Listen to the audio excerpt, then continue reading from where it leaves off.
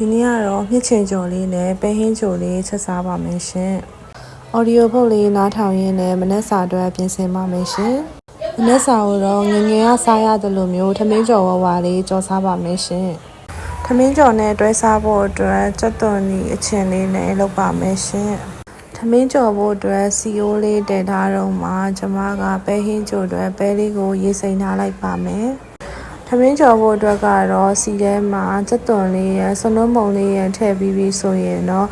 ကြော်လိုက်လို့ရပါပြီ။သူကထမင်းထဲမှာအရသာတွေတစ်ခါတည်းနေထားဖြစ်တဲ့ကြောင့်အရသာတော့ထမထည့်တော့ပါဘူးနော်။ဒီနေ့မနက်ကတော့ကော်ဖီလေးတောက်ချင်စိတ်ရှိရနဲ့ထမင်းကြော်နဲ့ကော်ဖီလေးနဲ့တွဲပြီးတော့စားပါမယ်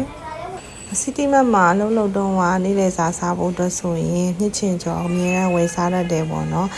ကိုယ့်အကူတော့တစ်ခါမှမကြော်စားဘူးသေးပါဘူး။ခုကပထမဦးဆုံးကြော်စားမှာပါ။မနက်စာစားပြီးပြီဆိုတော့ဟင်းချက်ဖို့အတွက်စတင်ပါတော့မယ်ရှင်။ပဲဟင်းအိုးလေးကိုတည်ထားတော့မှညှစ်ချင်လေးတွေကိုရေစိမ်ထားပါမယ်။ပြီးရင်တော့ကြက်သွန်ဖြူနီလေးကိုရောင်တင်မုံလေးနဲ့ထောင်းထားပါမယ်နော်။ပဲကြာဆိုင်လေးကိုလည်းတစ်ခါတည်းရေစိမ်ထားပါမယ်ရှင်။ပဲလေးတွေနူးလာပြီဆိုရင်ကြာစံလေးထည့်မယ်အရသာလေးထည့်ပြီးတော့မှစီတက်ပြီးတော့ထည့်ပြီးပြီဆိုရင်